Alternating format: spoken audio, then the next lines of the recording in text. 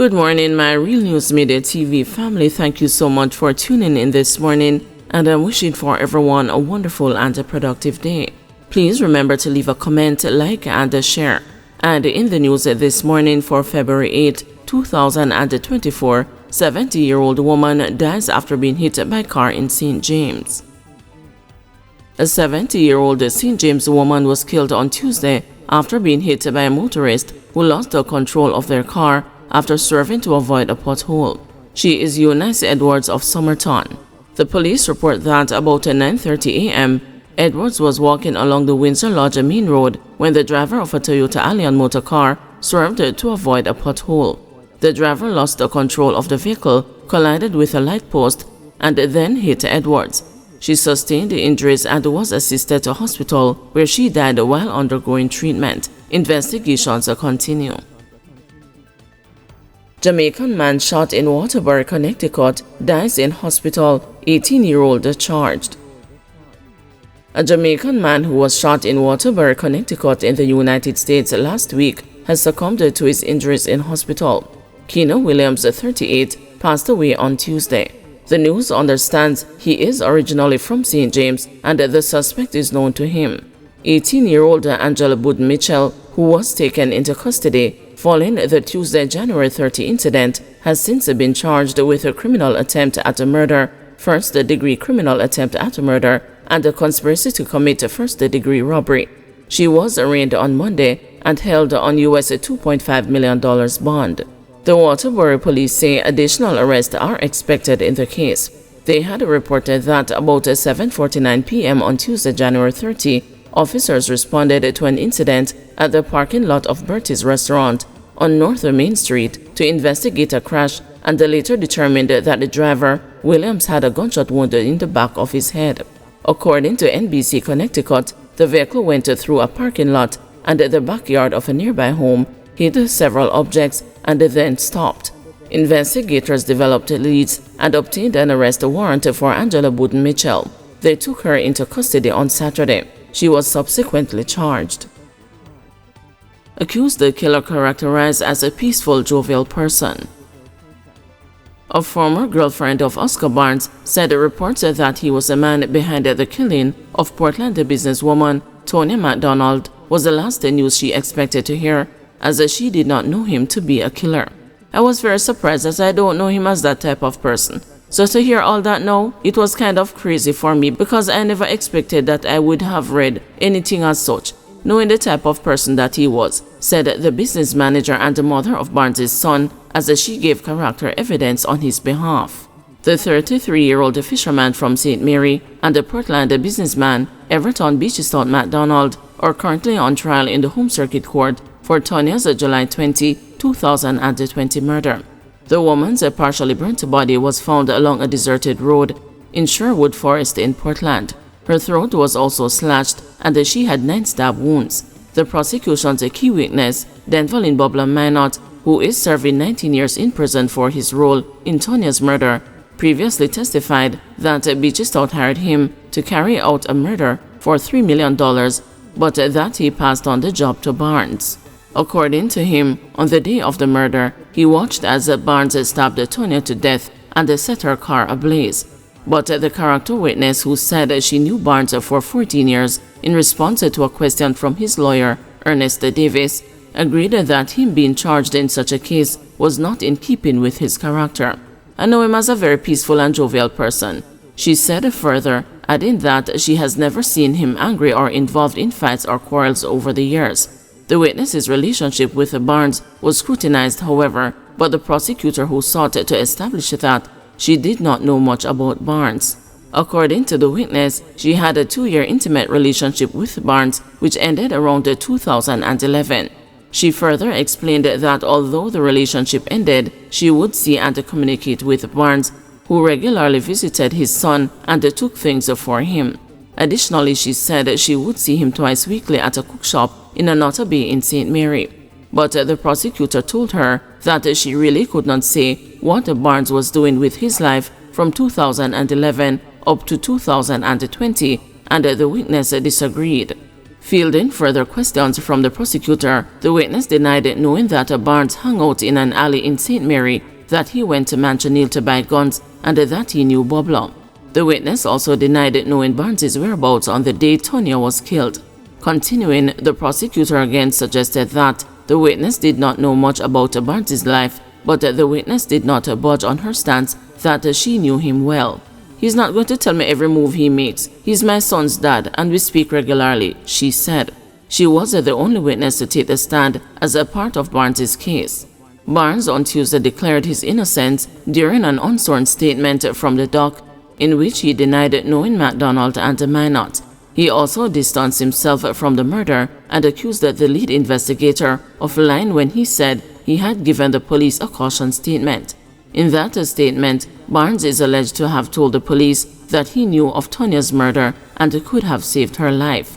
In the meantime, the trial was adjourned yesterday until February 19 and will resume with closing addresses from the prosecution and the defense.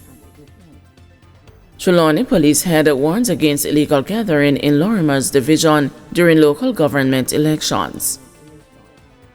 Commander of the Trelawney Police Division, Deputy Superintendent of Police Winston Milton, has issued a stern warning to supporters of the two major political parties in the Lorimer's division that traditional gathering in the proximity of the polling station at Low River Primary School will not be tolerated during the February 26 local government elections. Lorimer's division, we will not countenance any illegal assembly at the Low River School on the night of the election or the day of the election, DSP Milton said. Candidates, campaign managers, and other vital campaign workers, when you are addressing your people, those who are involved in the political process with you, and those who are your supporters at the meeting, etc., ensure this is communicated, he added. DSP Milton revealed that a strong contingent of members of the security forces will be stationed at the school to ensure that no gathering will be near the polling station during the day or night of the election. We will ensure that we have adequate security presence at the location to treat with this illegal gathering. We are soliciting your cooperation, but we also have a responsibility. Persons must be able to cast their ballots without fear. Election process in Jamaica should be free and fair. So when persons cast their ballot, they should go home. There shouldn't be any assembly, DSP Milton stressed. There should be no cooking of any pots, running any boats, so to speak, or consumption of any alcohol or having any music being played outside of a polling station or a polling location. This is an appeal to you, he added. The Lorimer's division is located in the constituency of Trelawney Southern. DSP Milton was addressing Jamaica Labour Party and the People's National Party representatives who are expected to contest the upcoming local government elections during a meeting at the Falmouth police station on Monday. Bartlett says U.S. Level 3 travel advisory without a merit. The Tourism Minister Edmund Bartlett has labeled the recent travel advisory issued by the U.S. Department of State as a without a merit, arguing that since the advent of the shared economy, visitors have been moving about freely in remote areas and inner cities across Jamaica without any reports of harm. An estimated 650,000 tourists stayed in shared economies or Airbnbs across the island last year.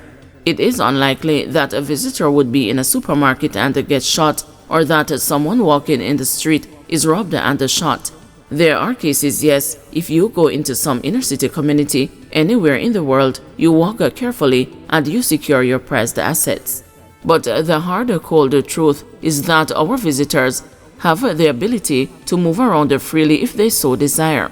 People are now living and staying in places all across Jamaica, in remote places that we never thought of, in the inner city communities too, and we have not had a case of any infraction that would cause alarm, Bartlett said. He was responding Wednesday in a virtual town hall to a Level 3 travel advisory issued on Jamaica by the U.S. Department of State on January 23, 2024, which warned Americans to reconsider travel to Jamaica due to crime and medical services. In its summary of the country, the U.S. Department of State listed the entire parish of Clarendon as a do-not-travel zone, except for passing through the parish using the T1 and A2 highways. Communities such as Doheny Park, Augustown, Trenchtown, Tivoli Gardens, Spanish Town, Central Village, and areas within Portmore, including Nago Head, Newlands, Old Breighton, Portmore Lane, Gregory Park, and Waterford, were also on the Do Not Travel list. It also listed all of Montego Bay on the inland side of the A1 highway and the Queens Drive from Sanson to Harmony Beach Park as another no-travel zone. The issuance of the travel advisory and its coverage by national and international media outlets suggested that there is an impression that there is an outbreak of violence in Jamaica, which has resulted in a spike in visitor cancellations. We want to reiterate the point that the safety of visitors to Jamaica is unquestionable. Since COVID-19, we have developed an enviable economy. Last year, we increased the number of American visitors to Jamaica by nearly 400,000. In 2023, we had 2.2 million stopovers from America, and for crews, 80% are Americans, and we did 1.2 million last year. What that tells you is that the safety of American visitors coming to Jamaica is at a good level, and does not merit, in fairness, an advisory with a narrative that this one had, Bartlett said. More than 750 operators and stakeholders in the tourism sector joined a Zoom call on the matter on Wednesday. The minister added that while the country has social and infrastructural issues, including health care, the government of Jamaica continues to make improvements, the latest of which is planned completion of the largest and the most sophisticated medical health complex in the Caribbean, the groundbreaking for the upgrade of the Spanish Town Hospital, along with the expansion of St. Anne's Bay Regional Hospital. We are working to ensure that the hospital and health facilities will enable access at any point, so in the event there is an emergency, there will be immediate medical responses, he said. He also pointed out that crime in Jamaica is essentially transactional and related to family feuds or internal differences.